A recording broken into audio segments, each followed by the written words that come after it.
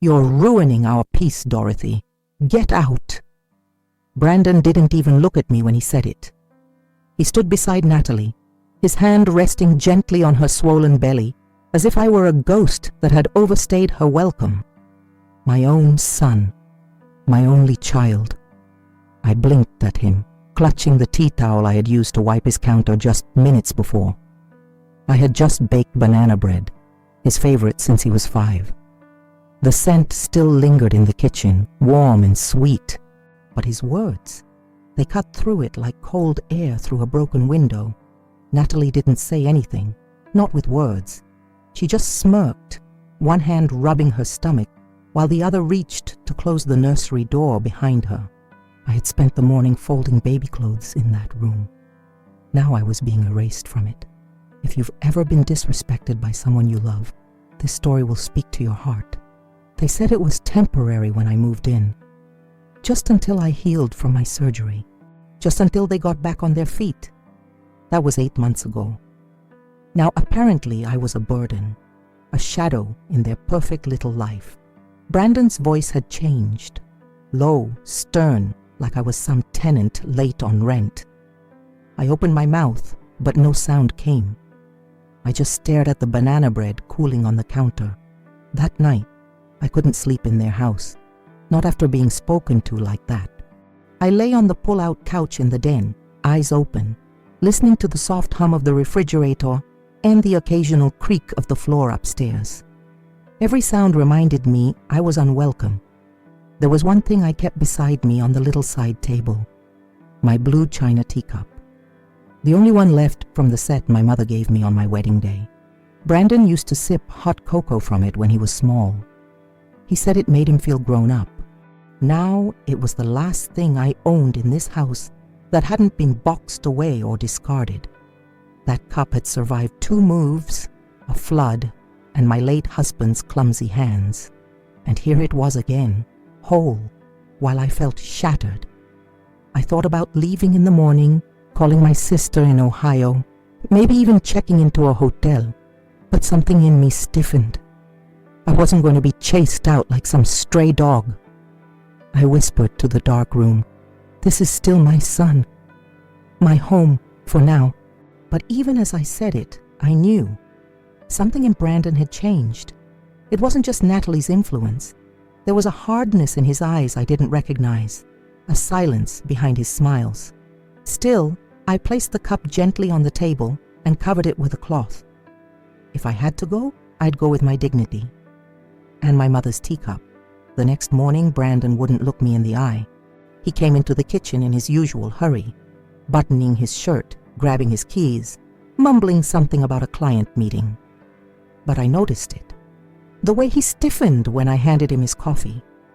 How his hand brushed mine, then pulled back too quickly, like my touch was something shameful. Natalie and I talked, he began, eyes fixed on the window. "We think it's best if you start looking for somewhere else. Somewhere else. Not even a place. Just anywhere that wasn't here." I nodded slowly, keeping my hands busy wiping the comptoir. "Is that what you think? Or is that what she told you to think?" He flinched, just slightly. But I saw it. "She's pregnant, Mom. She needs peace." I laughed. Short, bitter. "And I'm noise now, is that it?" He turned then. His face was tight. "You always do this, make everything about you." That was Natalie speaking. Her voice, her poison in my son's mouth. I wanted to scream, to shake him, to ask how he could forget all those nights I stayed up with him, cooling fevers, holding his hand during nightmares, sewing his torn shirts because we couldn't afford new ones.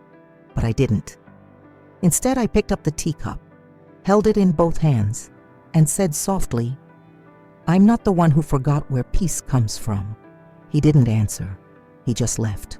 I stayed by the window for most of that morning. From that little corner of the living room, behind the pale curtains I had sewn myself 2 summers ago, I watched the world go on. Joggers passed. A boy on his scooter fell and got back up.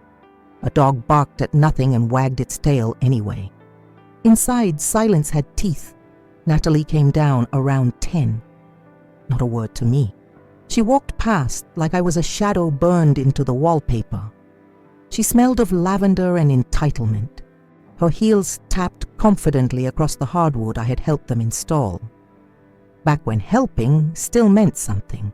She paused at the front door. "Brandon and I think it would be best if you were out by the end of the month." She didn't even turn around when she said it. I stood up slowly. My hands were trembling, but my voice was calm. "And where exactly do you think a 68-year-old woman recovering from surgery should go, Natalie?" She turned then and smiled. "I'm sure you have options. Family, old friends, a church maybe." The cruelty wasn't in her words. It was in how lightly she said them, like offering a stray cat a cardboard box in the rain. She walked out without waiting for my reply.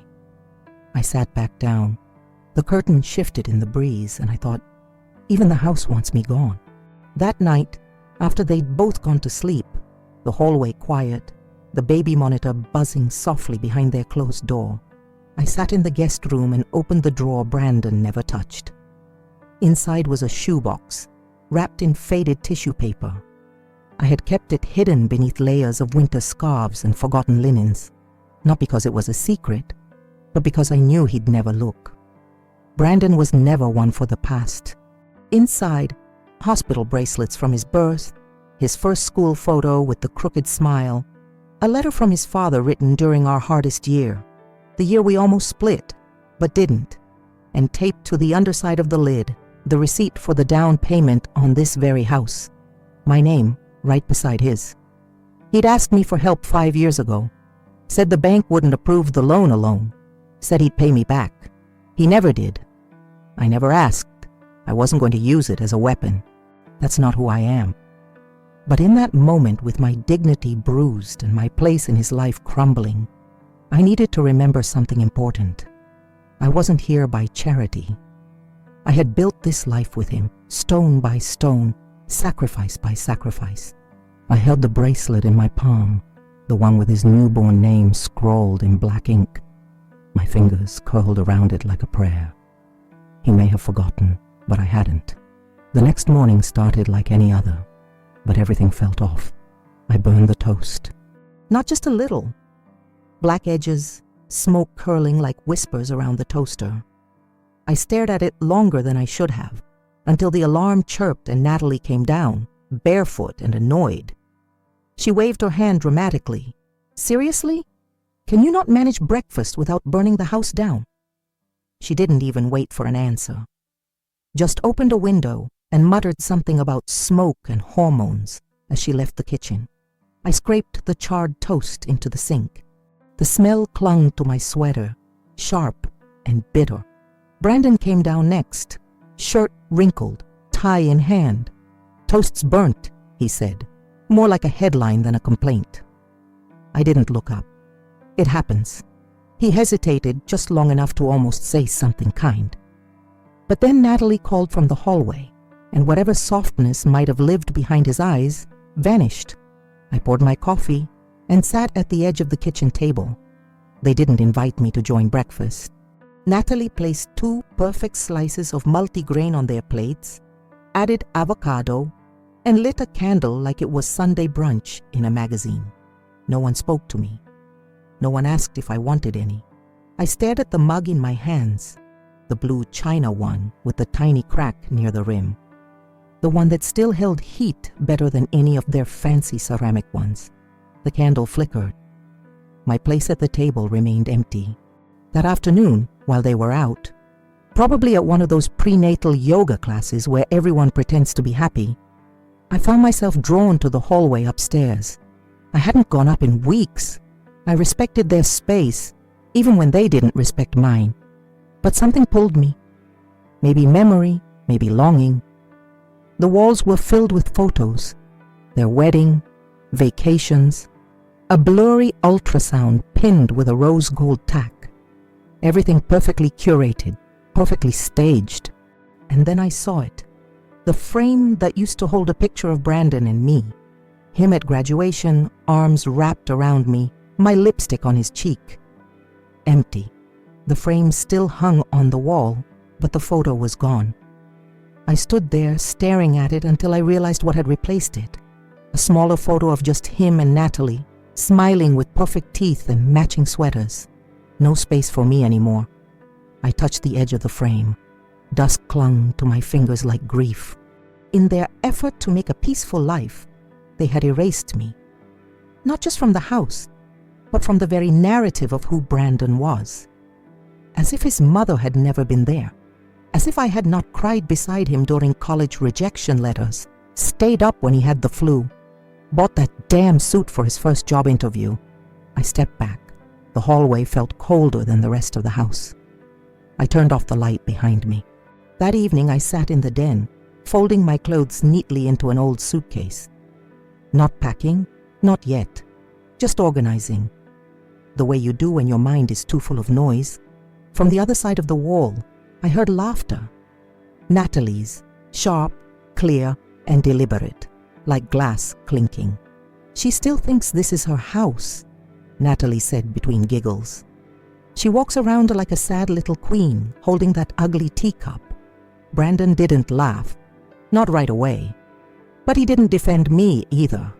Then his voice came, low and tired. Let's just get through the month. The month? Like I was a storm they were waiting out. I stopped folding. My hands froze over a soft sweater I'd worn every Sunday to church before my surgery. A small hole near the hem. I used to mend things like that without a second thought. Now I just stared at it. She'll be fine, Natalie continued. Old women always find a couch to sleep on, or a church basement. I stood up. Slowly. My knees ached, but I didn't care. I pressed my ear to the wall, not to eavesdrop, but because I needed to know if my son would say something. Anything. One word in my defense. But he didn't. All I heard was the sound of a fork scraping a plate, and her laughter again, softer this time. Victorious. I stepped back. It was worse than a slap. Because silence tells you exactly where you stand.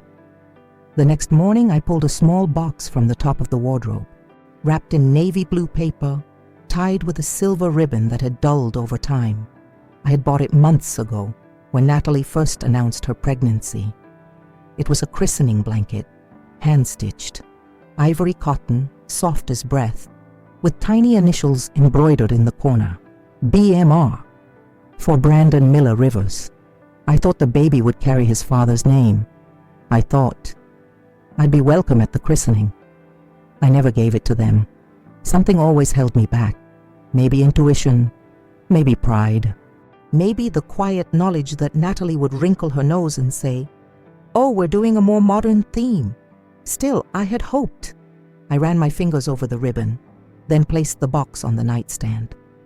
Part of me wanted to leave it there like an offering, a reminder that no matter how cruel they were now, I had once dreamed of knitting a family tighter with small acts of love.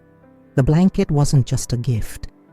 It was a piece of me, of who I had been before silence took over, before Brandon became a stranger in his own mother's house. I didn't cry, not yet. Instead, I whispered to the box, "If I walk away now, at least I'll know I tried." Outside, wind rustled the trees. The same trees I helped plant in their backyard years ago, when this house was still a promise. That evening, dinner was roasted chicken, the kind Brandon used to beg me to make when he was a boy. I knew the smell would reach him before the plate did. It always did. It was a mother's dish, seasoned with memory more than spices. I set the table for 3, not 2, 3. No ceremony, no note, just plates, silverware, glasses. Space. The simplest reminder that I still existed. When they came in, Brandon paused in the doorway. Natalie walked straight to the stove, lifted the lid, and inhaled as if she were appraising a meal at a restaurant she never planned to tip. "You cooked," she said flatly. I nodded. "Yes, I thought we could eat together." Brandon sat, not quite looking at me, but not rejecting the idea either. A small victory, or maybe just hunger.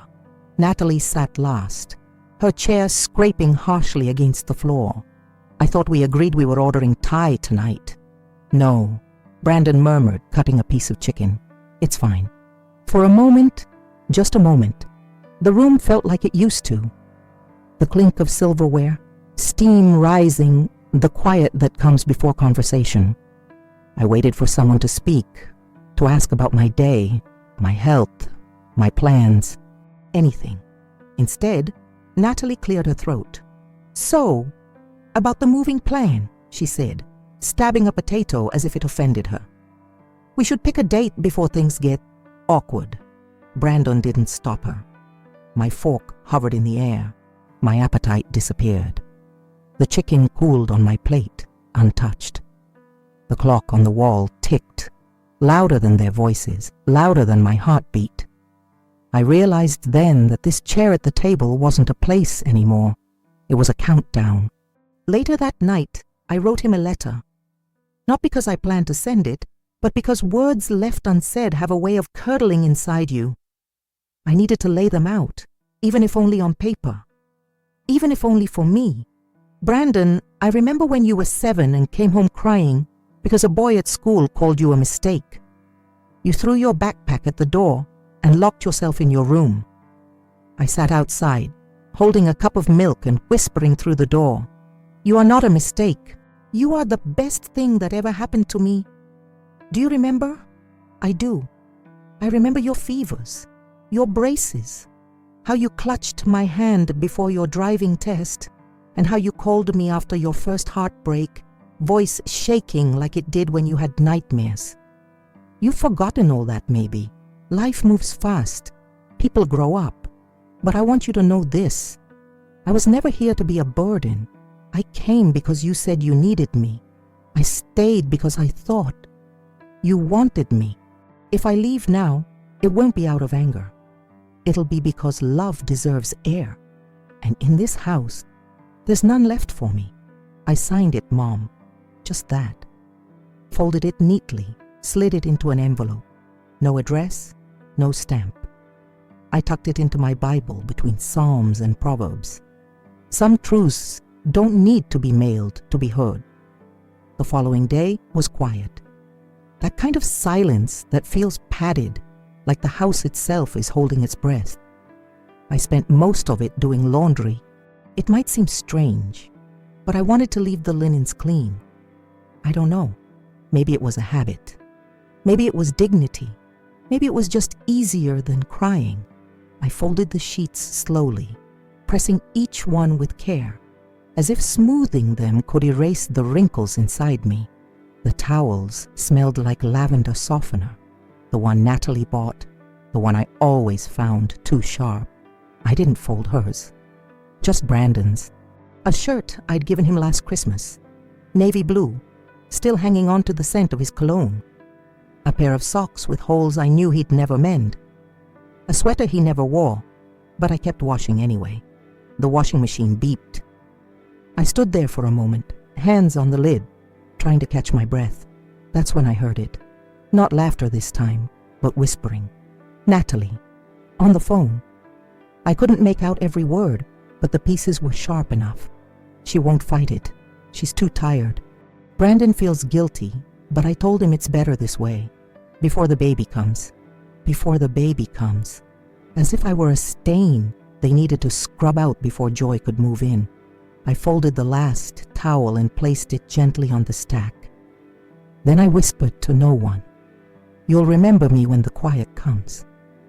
And I meant it. I needed air. Not the recycled, polite air of that house. The real kind. The kind that smells of earth and memory. So I stepped outside into the backyard, the one I had helped nurture from bare dirt into something blooming. The garden bench, pale green, chipped at the edges, sat beneath the maple tree I planted with Brandon when he was 12. He had named the tree Martin, after his favorite cartoon character. He used to tie ribbons to its branches on his birthday and whisper wishes into the leaves. I sat on that bench now, fingers tracing the carving he made with a pocket knife years ago. B+M. Back then, I thought the M stood for Miller. Now I wondered if he'd say it stood for Rivers instead, if he'd erase my name as easily as he'd removed my photo from the hallway. 2 sparrows hopped along the grass, pecking at crumbs left from breakfast. Life continued. Nature didn't pause for heartbreak. I closed my eyes and let the wind touch my face the way a mother touches a child, without asking, gently, with presence instead of words. For a moment I let myself remember the version of Brandon who used to sit beside me on this very bench, head on my shoulder, telling me about his dreams of becoming a father one day. "Mom, when I have a baby, I want it to feel safe, like this, like us." The memory squeezed my chest. Somewhere along the way, he forgot what us felt like. Inside the house, a door slammed. The wind carried the sound to me, but I didn't move. Late that afternoon, a car pulled into the driveway.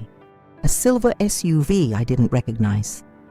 I watched from the kitchen window as a woman stepped out, polished, confident, holding a pastel gift bag with tissue paper, puffed at the top like a celebration cloud. Natalie greeted her at the door with open arms. "Jessica, finally, come in, come in." I stayed in the kitchen, wiping the same counter over and over, pretending not to listen. But every word floated in anyway, carried by the sweetness in their voices. "You look amazing," Jessica exclaimed. "How's the baby room coming along?" They walked past the kitchen, barely glancing in my direction. If they had walked through a museum, they would have given more attention to a painting on the wall than they gave to me. I heard them settle into the living room. Cups clinked, laughter, compliments about nursery colors and baby names. Then the sentence that slid like ice down my spine. "It's been stressful with Brandon's mom still here." Natalie sighed dramatically. "We need a peaceful environment, you understand?" "Oh, I can't imagine dealing with that while pregnant," Jessica replied, sympathy coating her words like honey. I stood still. I wasn't a person to them in that moment, just a problem. An inconvenience to be cleared out before the baby arrived, like old furniture. I walked quietly to the stairs, not wanting to make noise, not wanting to interrupt their perfect little afternoon. Halfway up, I heard Jessica ask, "So when is she leaving?" They didn't know I was still in the house, or maybe they didn't care. When Jessica finally left, the house settled into an uneasy quiet, the kind that follows after gossip has been served and swallowed. I came downstairs slowly, timing my steps so I wouldn't appear eager or intrusive. The living room was a mess of pastel wrapping paper and baby gifts, rattles, tiny socks, a blanket with cartoon elephants. None of them needed, none of them personal, but all of them adored.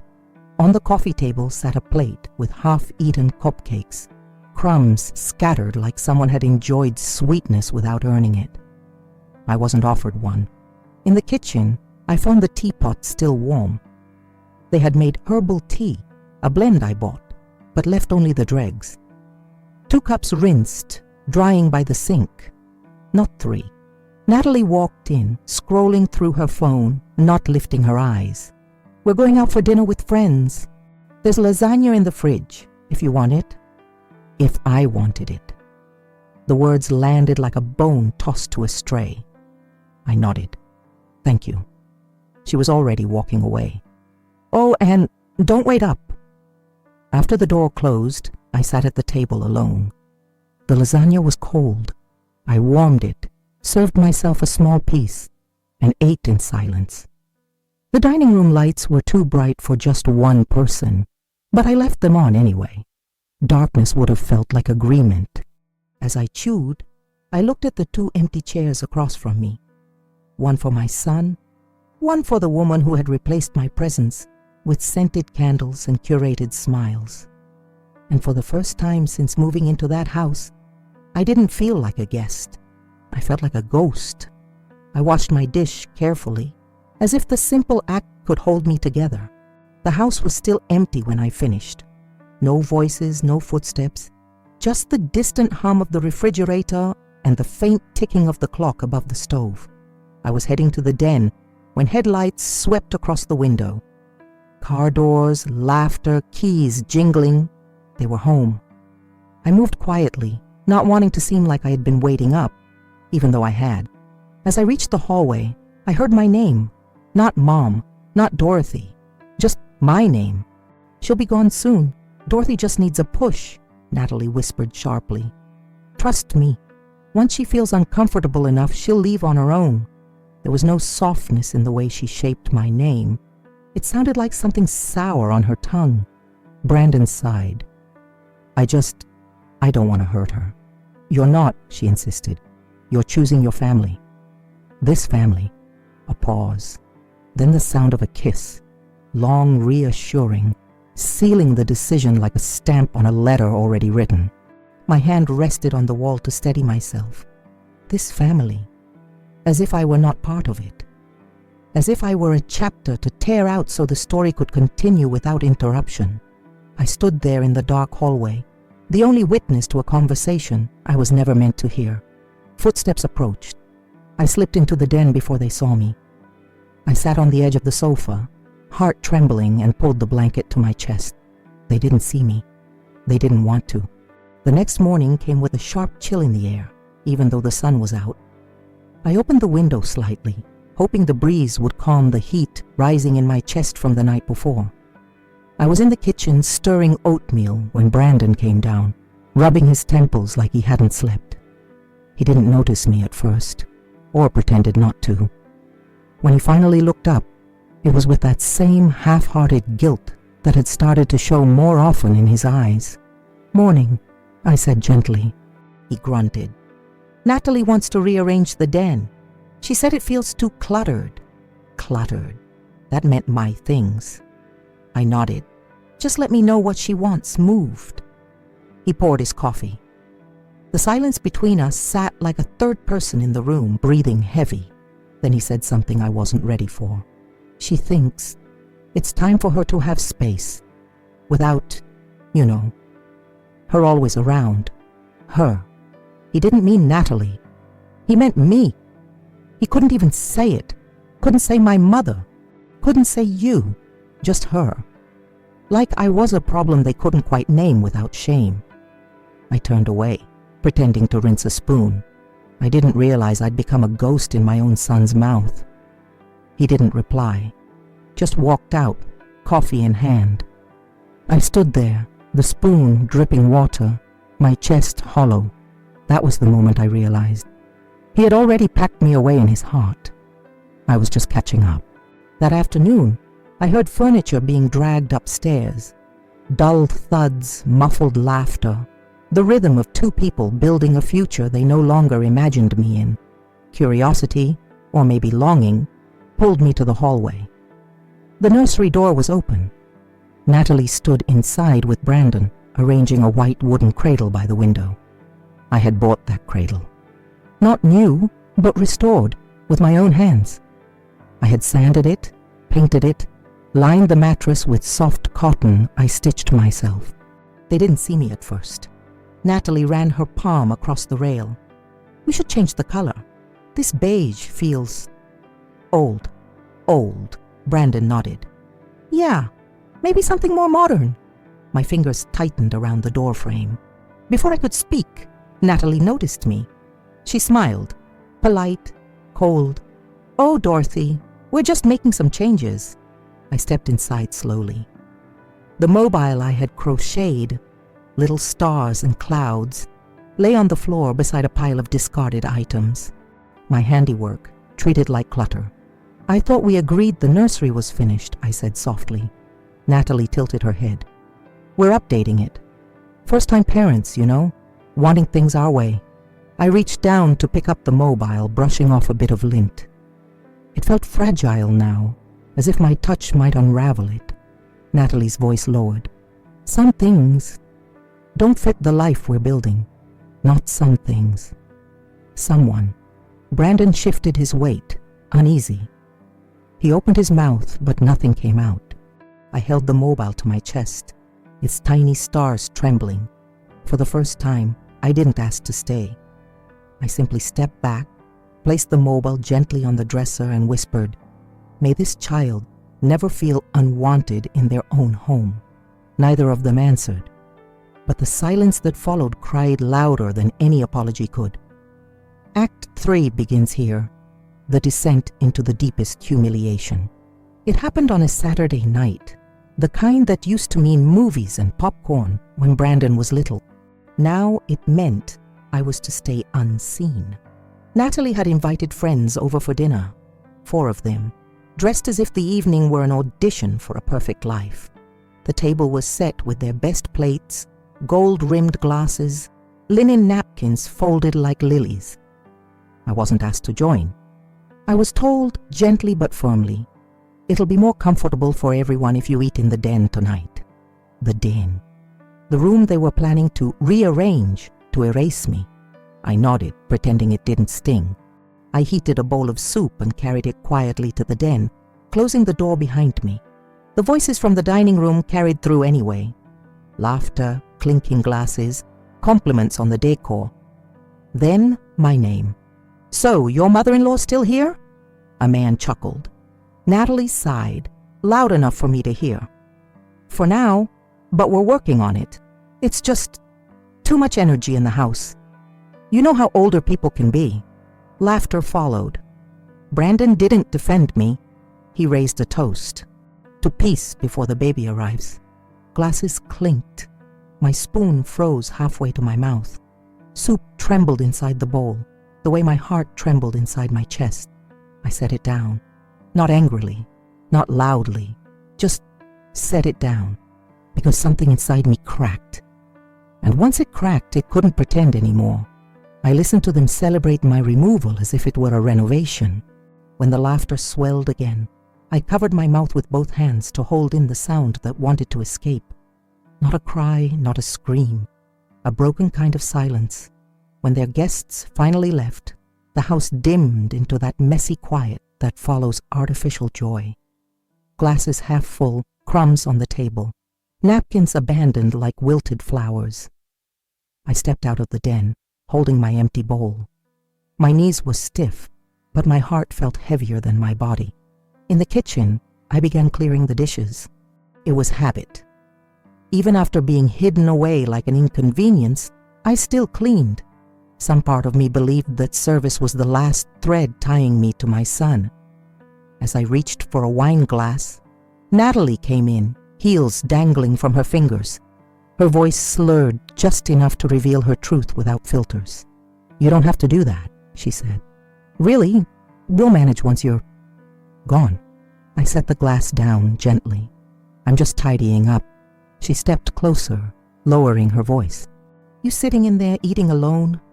It was uncomfortable for everyone. I hope you understand that. Everyone, not me. Not the mother exiled in her own son's home." Before I could respond, Brandon walked in. His tie loosened, cheeks flushed with wine and approval from his friends. "Leave it, Mom," he said, reaching for a plate. But his hand knocked it instead of lifting it, and it fell. Crack. The plate shattered. We all froze.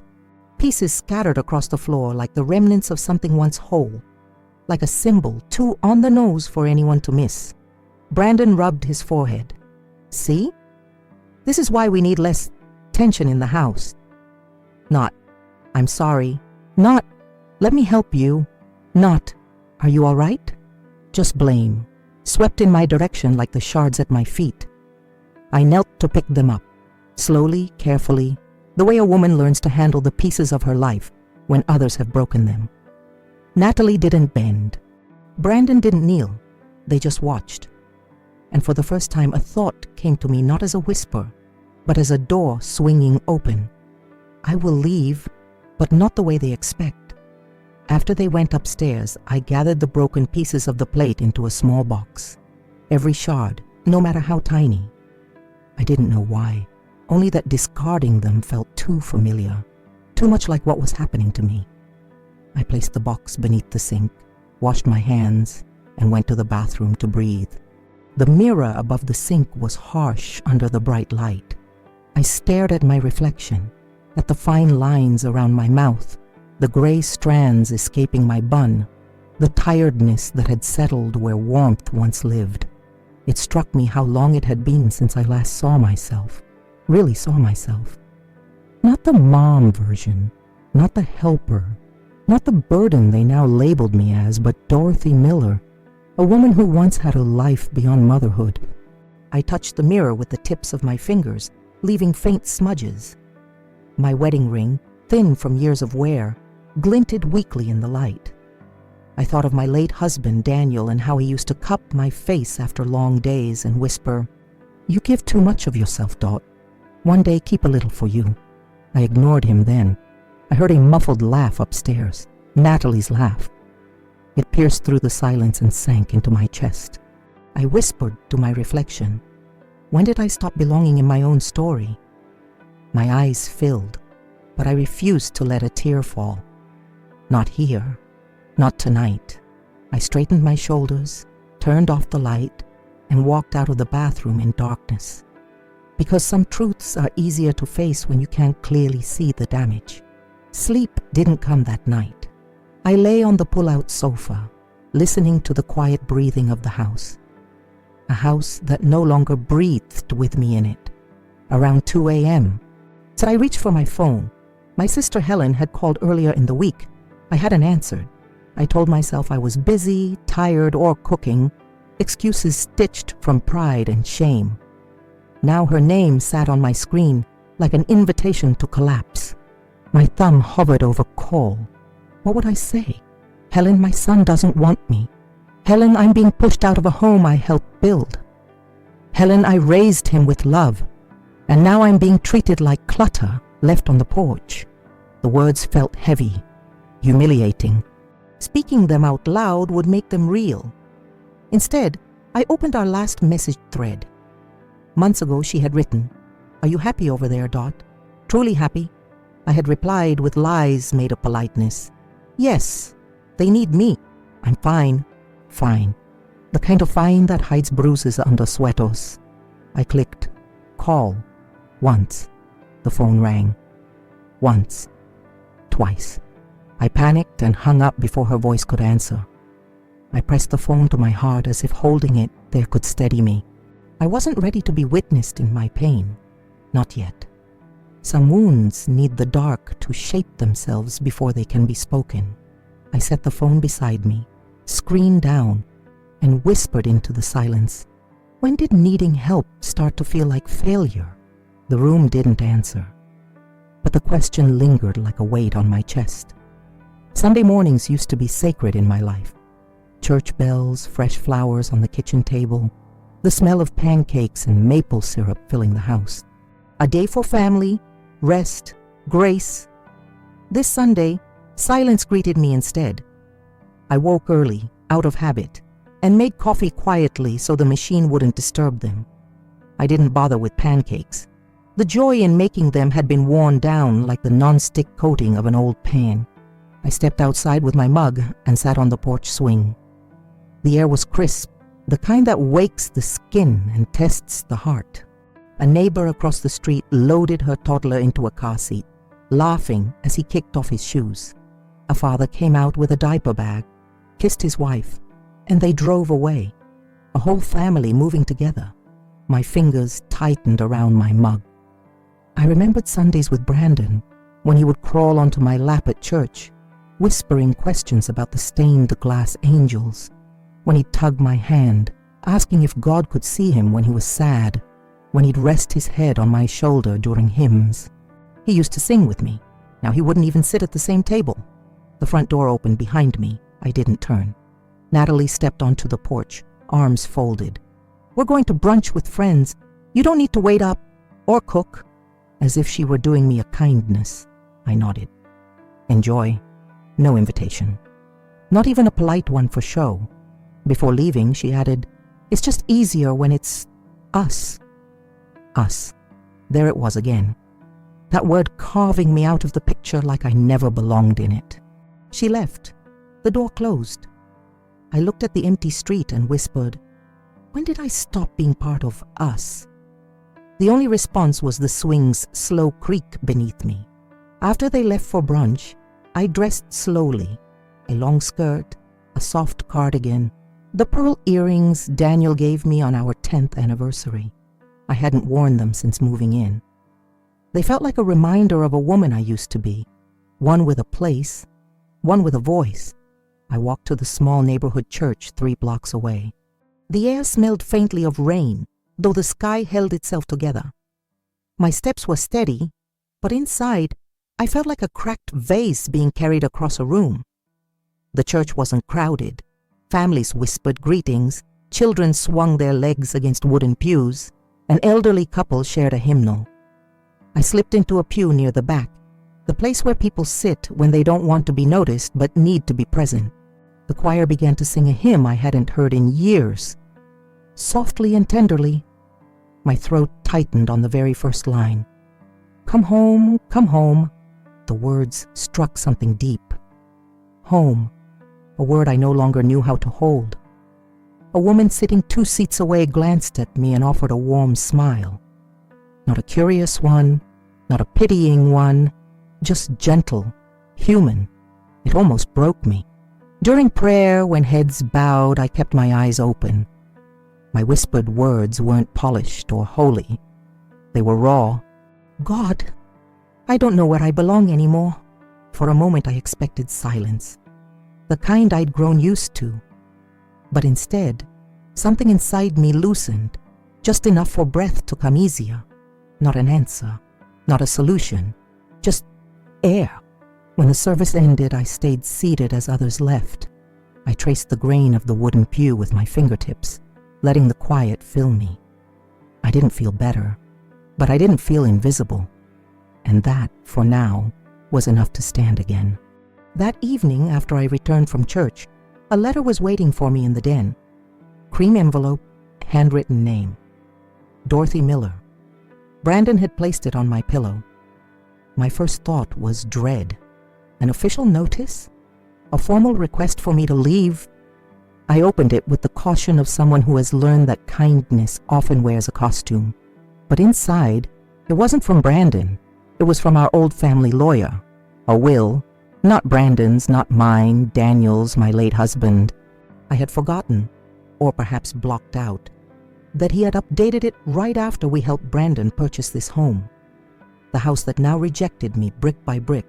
The letter was brief but clear. Daniel had legally added my name to the deed. Half ownership. A safeguard, he called it at the time. Just in case anything ever goes wrong, Dot. I remember brushing him off.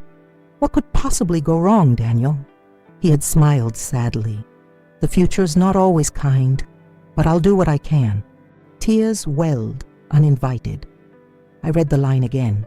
You have equal right to remain in that house as long as you choose, with full dignity and protection. My hands trembled as I folded the letter back into the envelope. Not revenge, not a weapon, but truth. Silent, waiting, written in love. He had seen this day before I could. And without raising his voice or forcing a confrontation, he had planted a shield in ink and law. Not to hurt Brandon, but to protect me. My breath came in small waves. Relief, sorrow, justice, all crashing quietly. I sat there alone in the den, holding the paper to my chest like a heartbeat I thought I'd lost. And for the first time in weeks, I whispered, Daniel, thank you. That night, I opened the small wooden box where I kept the oldest things. My wedding ring after Daniel passed, a faded letter from my mother, and the spare key to the front door. I hadn't used that key in months. Brandon had installed a digital lock for safety. I had smiled, agreed, and let it happen. Another small way of being shut out. But the key was still here. Still real. Cold and solid in my palm. I held it like a question. What does it mean to belong somewhere? I walked to the front door and tested the lock. Still worked. A part of me wanted to walk out right then, into the night, and leave them to their curated peace and scented candles. But something stronger pulled me back. Not spite, not revenge, presence. I walked slowly through the house, touching the walls, the furniture, the window frames I once helped paint. I passed the photo frames where my image had been removed. And still, I didn't feel gone. Because that key meant I was not a guest. I had never been. This wasn't charity. This was mine too. Brandon's silence, Natalie's disdain, They couldn't erase the ink Daniel left behind or the years my love had already built into these walls. I returned to my room, locked the key back in the wooden box and placed it gently on my nightstand. I didn't need to storm out. I didn't need to beg to stay. I simply existed, rightfully. And tomorrow, I would remind them of that truth, not with anger, but with the quiet power of someone who has nothing left to prove. The next morning, I was already at the table when Brandon came downstairs. The smell of coffee filled the kitchen, strong, rich, deliberate. I had made it with care, not as a peace offering, but as a declaration. I didn't ask if he wanted any. I just sat, calm and composed, sipping from my blue china teacup, the one they had mocked, the one that had outlasted every insult. He paused when he saw me. Eyes darted to the table, then to the counter. Something in him shifted, unsure, maybe even nervous. I didn't speak first. Natalie came in behind him, tying her robe, hair pinned in a loose bun. She saw me, blinked, and forced a tight smile. "You're up early," she said, voice lined with practiced politeness. I didn't answer immediately. I folded my napkin, placed it beside my plate. Then I looked at Brandon. "I received a letter yesterday," I said softly. "From the lawyer, Daniel's lawyer." He stiffened. Natalie tilted her head. "What kind of letter?" "The kind that reminds me I'm not a guest in this house," I replied, meeting her eyes. "I'm an owner, equal, protected." Brandon said nothing. His mouth opened, then closed again. "I know this hasn't been easy," I continued. "And I know you've tried to make me leave without asking directly." Silence.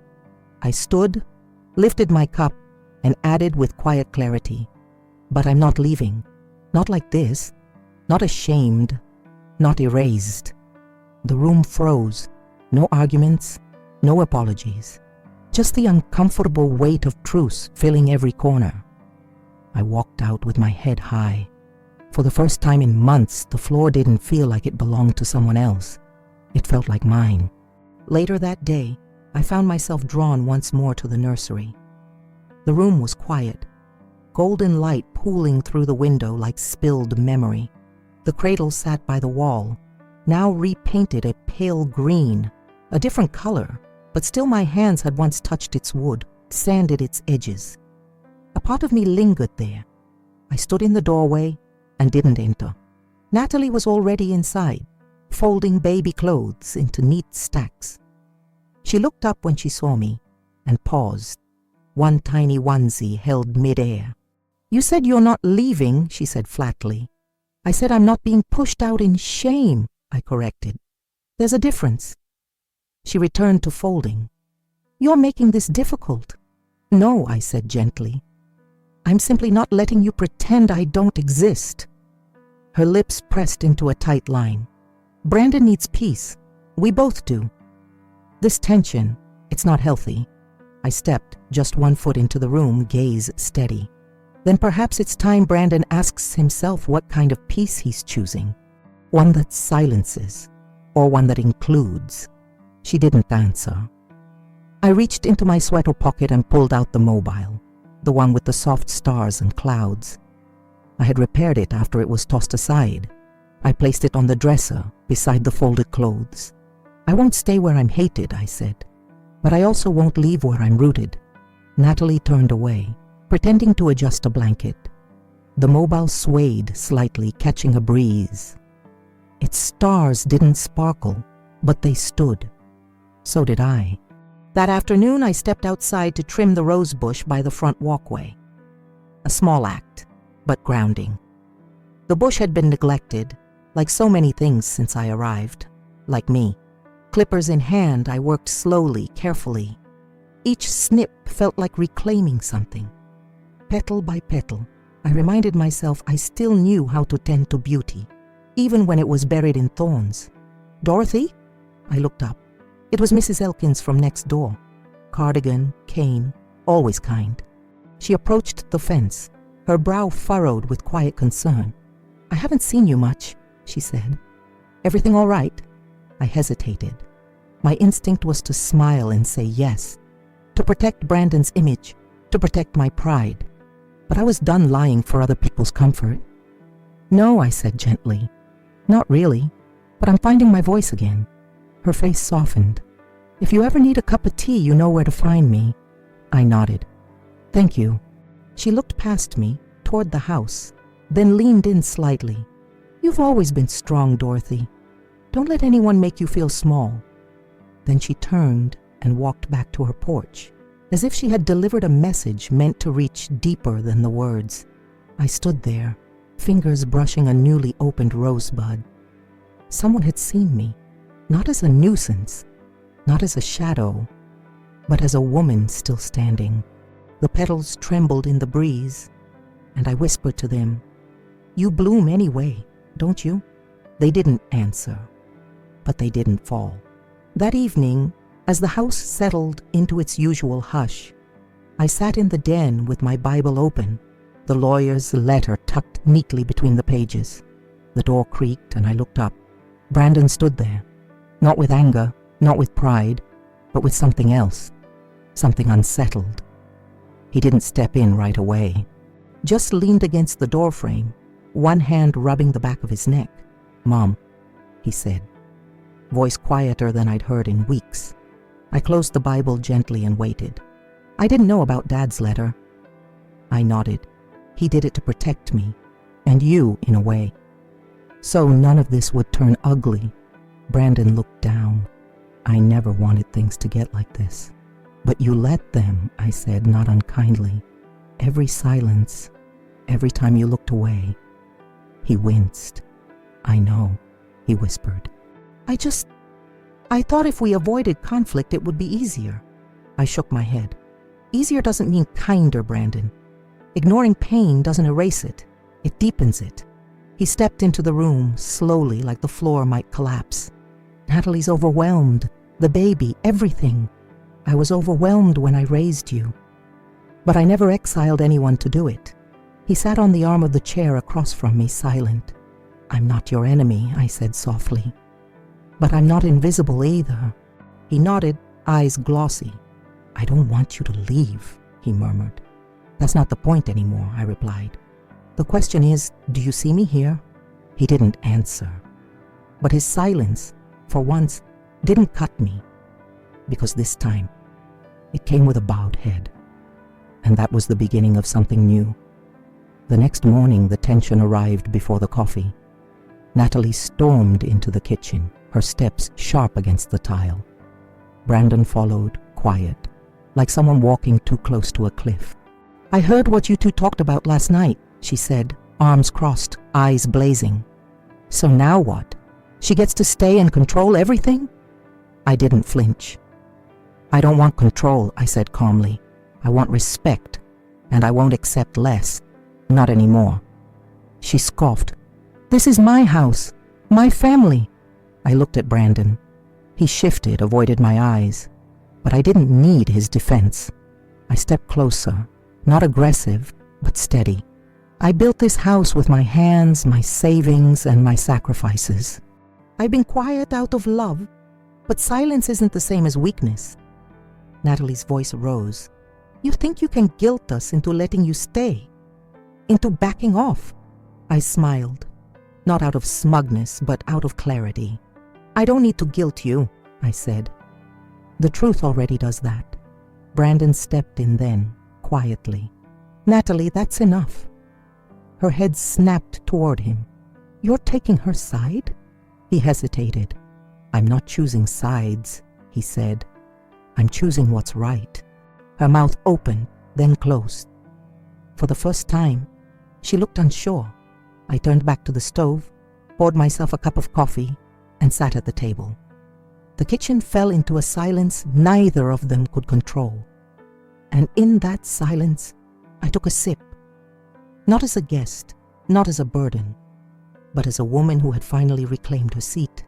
Later that day, I walked past the hallway where the family photos lined the wall, that carefully curated gallery where I had once existed and then quietly disappeared. But something had changed. There, in the middle of the arrangement, was the photo of Brandon and me, the graduation one. His arms wrapped around me, his cheeks marked by my lipstick, both of us smiling like the world still made sense. It wasn't in the same frame. This one was new, darker wood, sturdier. I stood in front of it for a long time. Brandon hadn't said anything. There was no grand apology, no moment of dramatic redemption, just the photograph, quietly returned to its place. And sometimes that's all it takes. Not a speech, not a scene, but an action that says, I see you. I remember. Natalie passed by without stopping. She noticed. Of course she did. But she said nothing.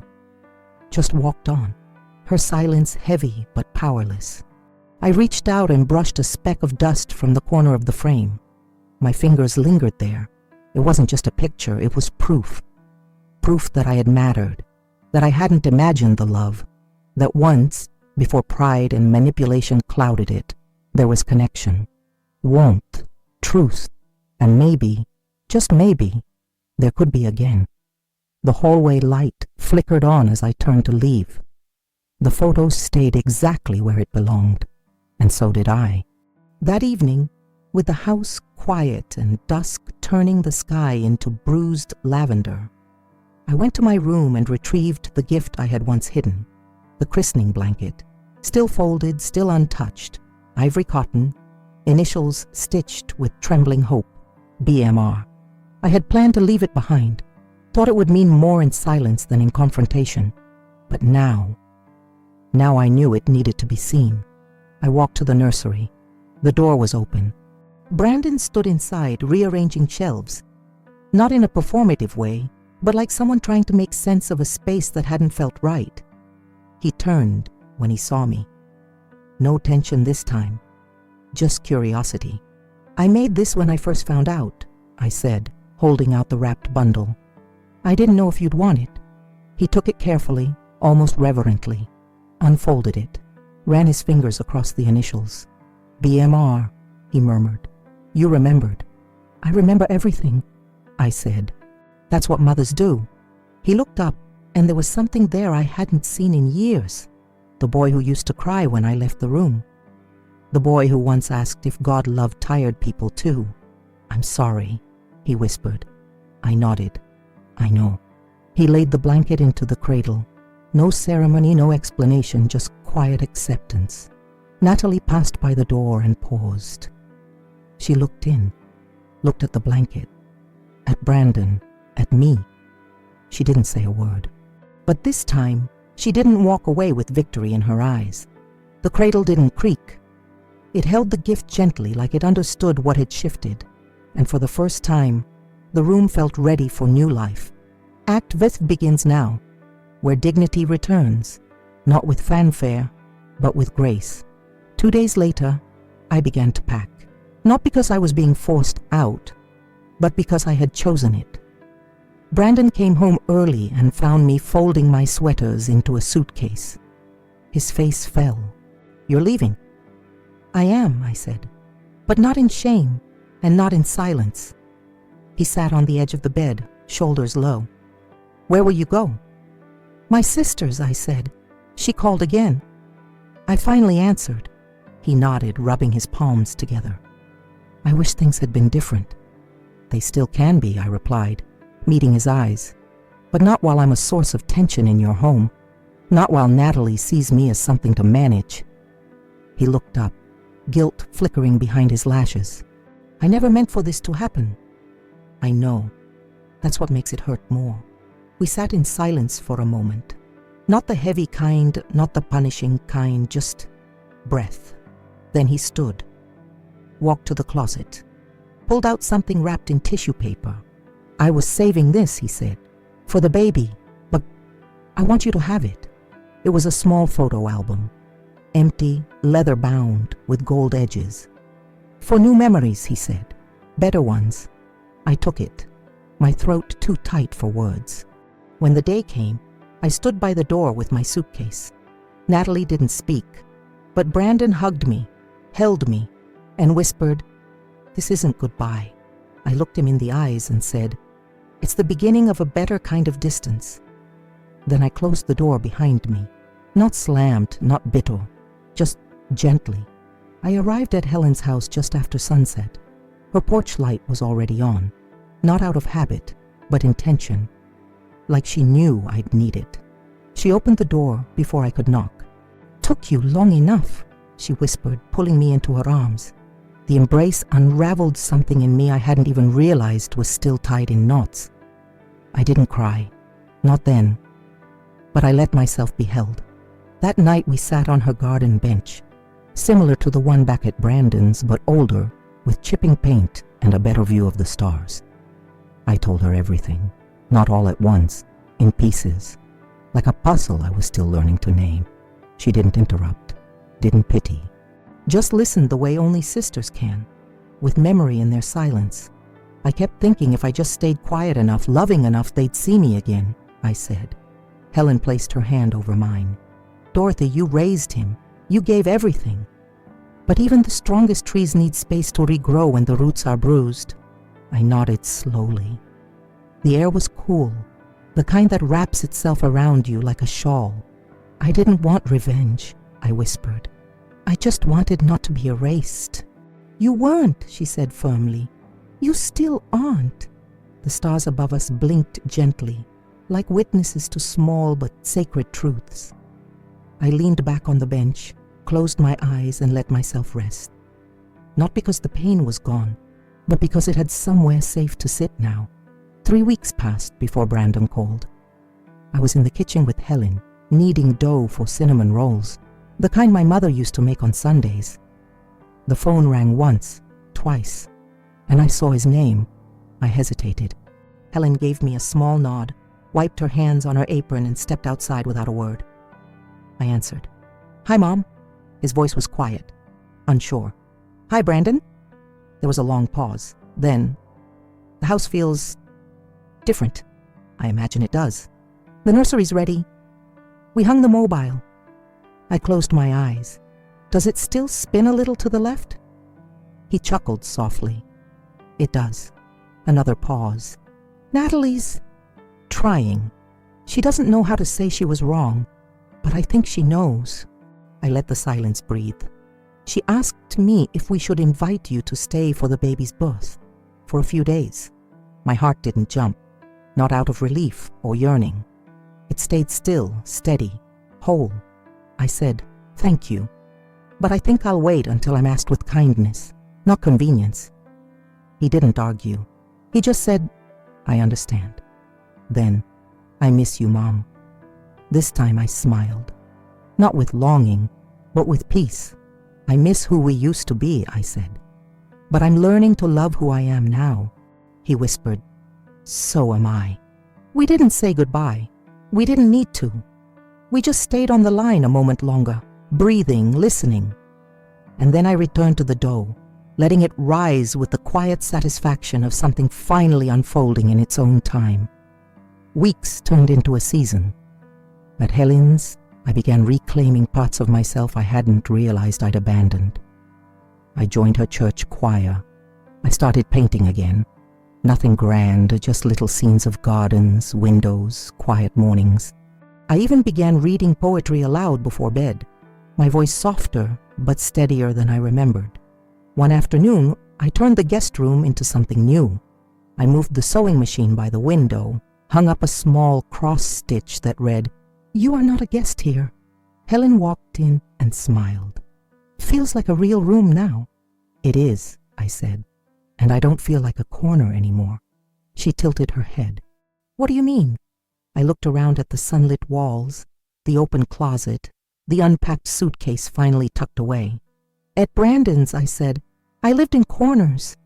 Quiet corners, polite corners, corners where I wouldn't be seen too much, heard too much."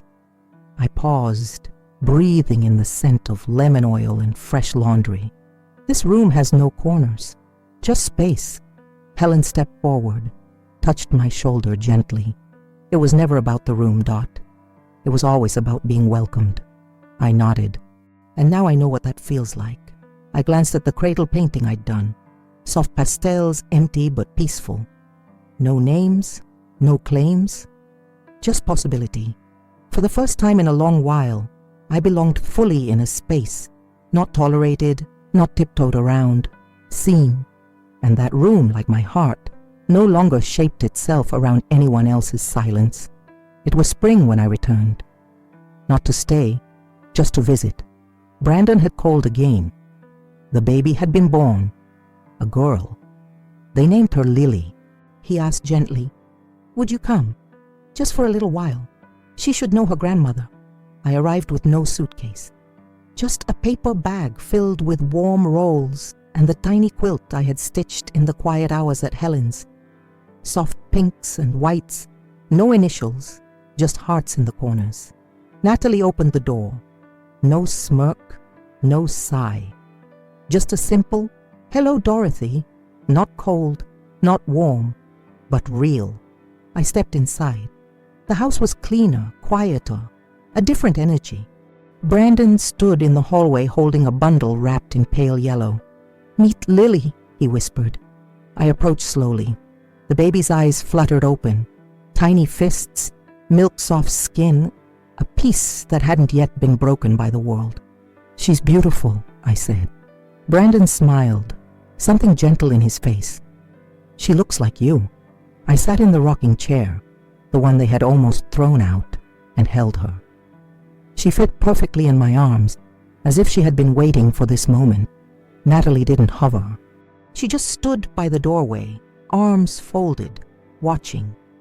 Then slowly she said, "Thank you for coming." I nodded. "Thank you for letting me." The baby sighed, settling into sleep. The same door that had once closed behind me now stood open. Not wide, not forever, but enough. Enough for something new to begin. Not with forgiveness, not with forgetfulness, but with grace. Back at Helen's, I walked into the guest room, my room, and turned on the small lamp by the window. It was something we always did growing up. A lamp in the window meant someone was home, someone was waiting. A silent promise in light. That night, it meant something else.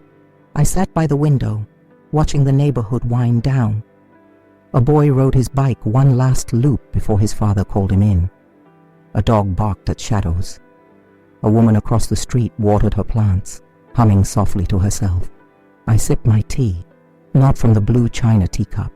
That remained tucked safely in a box now, a symbol of what I'd carried through.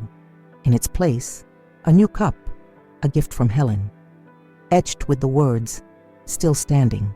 On my nightstand sat the photo of Brandon and me, returned to its rightful frame, and beside it, a new photo of Lily wrapped in the quilt I'd made. The house was quiet, but not heavy, not hostile, just calm. I reached over and dimmed the lamp, but didn't turn it off. Let it glow, I thought. Let it be a soft reminder that some lights don't beg to be seen. They simply shine. In time, Brandon would visit. Maybe Natalie too, maybe not. But I was no longer waiting for anyone to hand me peace. I had found it in truth, in distance, in quiet rooms filled with light. Spring deepened. In Helen's backyard, I planted roses. The kind I used to tend at Brandon's, pale pink, white, and a bold red one. The color Daniel used to say reminded him of my lipstick in the early years. Each morning I watered them. Not because I needed them to bloom for anyone else, but because I had something to give, and this time, the ground was kind enough to receive it. One morning, Helen stepped out with her coffee. "They're really growing," she said. "They are," I smiled. "Despite everything." She nodded. "Maybe even because of everything." We sat in silence, the way people do when words have done enough. Later that week, I received a letter from Brandon. Just a simple note. "Thank you for loving me when I forgot how to love you back. I'm learning. Lily knows your name. She smiles when I say it." I folded the letter and placed it between the pages of my Bible, right beside Daniel's will. Two pieces of truth, one from the past, one from what's possible. That evening I walked out to the garden again. The roses had opened, soft, resilient, unashamed of the thorns. I stood there, breathing in the scent of rebirth.